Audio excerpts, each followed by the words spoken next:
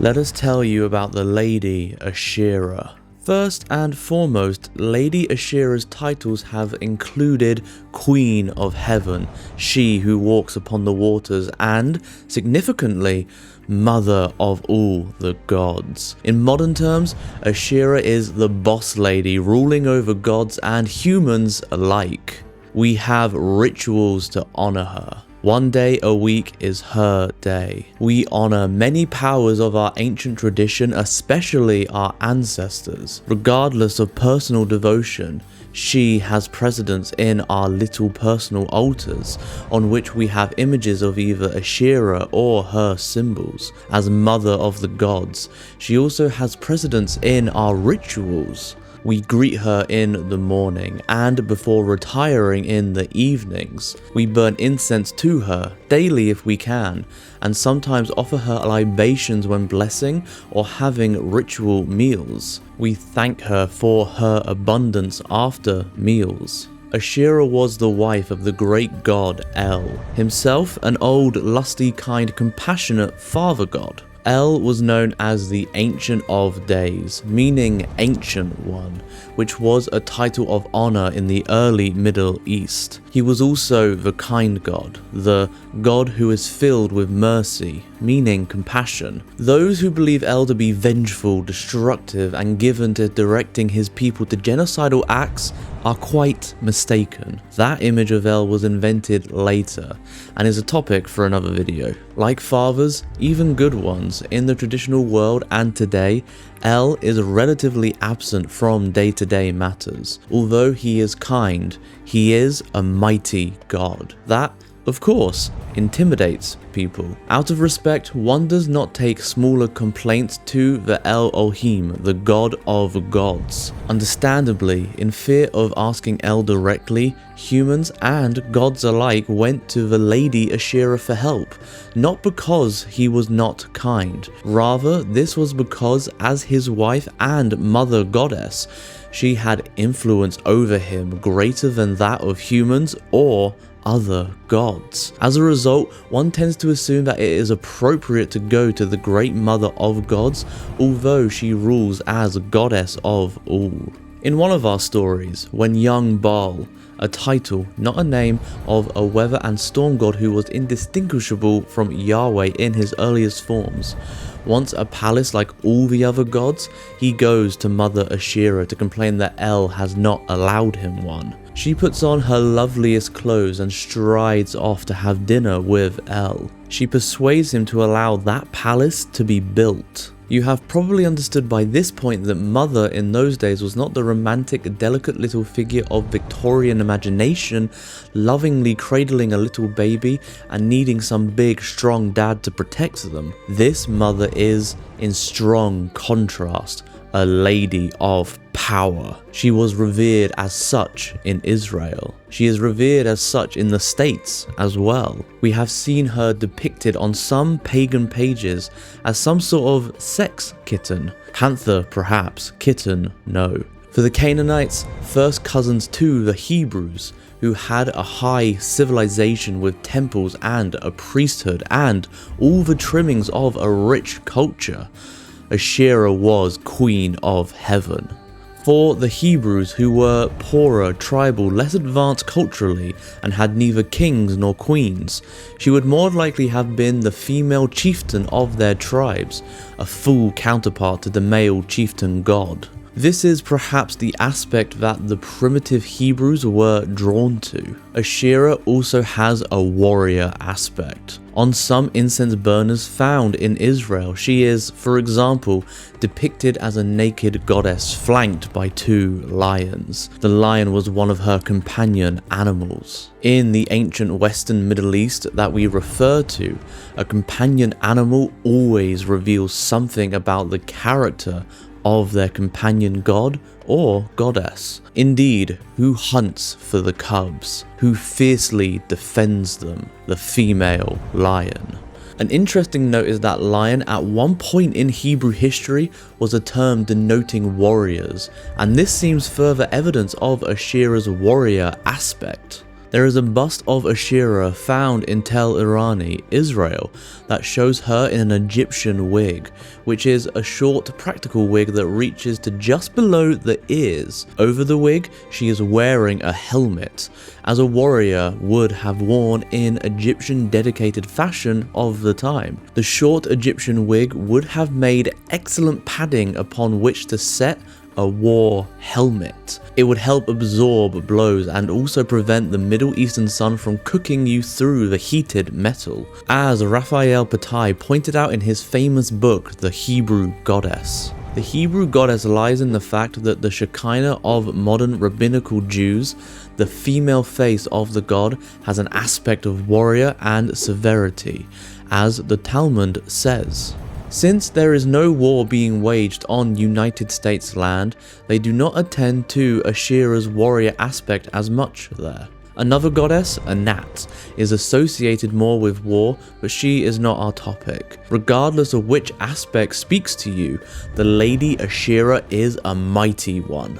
How do we know that Ashira was revered by the Hebrews and later the Jews? First of all, literature tells us. She is mentioned more than 30 times in the Hebrew Bible. In the King James translation, her name is often replaced with the term grooves. Grooves were sacred to her. Our next source is Archaeology. We know that in the houses of the Hebrews, there were small statues of Ashira for intimate personal worship. Over 1,000 of these pillar figurines of Ashira were discovered in archaeological digs in the past 40 or so years. Some were found earlier, but at that time, archaeologists did not yet understand that this was Ashira. Also, the majority, 700 or so, of these statuettes intended for private worship were found in the area of Jerusalem, supposedly a bastion of monotheism. How do we know this was not a foreign goddess, as she is referred to in some sections of the Hebrew Bible? Ashira was found associated with incense altars in the houses of those who lived next door to the Great Jerusalem Temple. You would not expect a commoner to live there. Indeed, this is what the archaeologists found. She was found in the houses of nobles and of priests of high rank, people important and influential enough that they built their homes beside the temple in Jerusalem, a most desirable address. So much for monotheism. An important aspect of Ashira, one which the Victorians just love to be shocked about, is seen in the pillar figurines we have just mentioned. These statuettes are often only a handspan high and only a bust, i.e. a head, shoulders, arms and chest. With the invariable short wig or hairstyle, a serene smile on her face, stylized arms holding up her breast. The rest of her body is simply a cylinder, hence pillar figurines. Oh, the Victorians must have drooled. They called these fertility statues. Yes and no. When they said fertility, they really meant a sex goddess. After all, her breasts were bare. They did not, of course, use that impolite term. They put skirts on piano legs after all. But Ashira was not a sex goddess. She may have had an aspect of this. There may have also been another goddess known as Kodesh or Kodesha, which means Holy One. She represents the aspect of sexual energy, but not only that. This too is another story. Sex being sacred in our tradition, we revere her too. So what is suggested by those offered breasts? Ashira herself, remember, is a mother, and this is precisely how she is depicted. If you look closely at those breasts that she is holding up, they are not the young, perky breasts of a young woman who has never yet conceived nor breastfed. They are rather the heavy breasts of someone who has been a mother, who has breastfed, and whose breasts are no longer maidenly and perky. Ashira is not a young female goddess like the war goddess Anat. She is a full-grown woman and the All-Mother. She nourishes all. She is holding up her breast not to titillate, but to show that with her milk she is sustaining both gods and humans. In creating the pillar statuettes, branches were cut from a tree, leaving the trunk. The bust, head, and arms of the goddess were set on top of the trunk. She was presumably decorated with jewelry and, perhaps, fine clothing. In the south of Israel, where there would have been far fewer trees than in the fertile north, they would simply have made a terracotta tree trunk and set her bust on it. Hence, pillar figurines. Ashira is also powerfully associated with trees. Groves of trees were planted in her honor. Trees were also planted in locations of worship. The admonition, "Thou shalt not plant an Ashira next to the altar," proves that people did.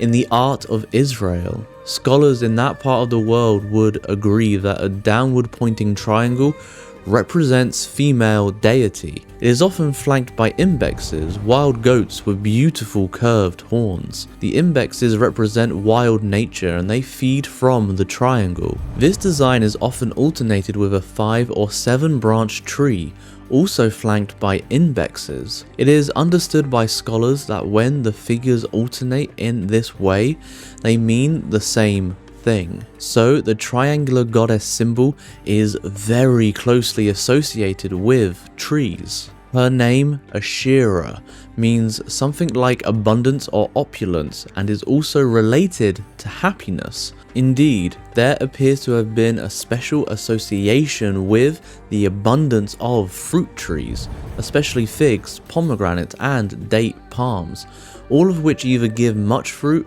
or have many seeds. In some traditions, they sing to Ashira and plant seedlings or trees on the new year of the trees, known as Tu B'Shavat. The memory of all of this is in the Menorah, the 7-branch candelabra that was in the Jewish temple. The Menorah is still the symbol of the state of Israel and stands in front of the parliament. The menorah, which according to the Hebrew Bible was made in the semblance of a flowering tree, has preserved the memory of a Hebrew goddess to this day.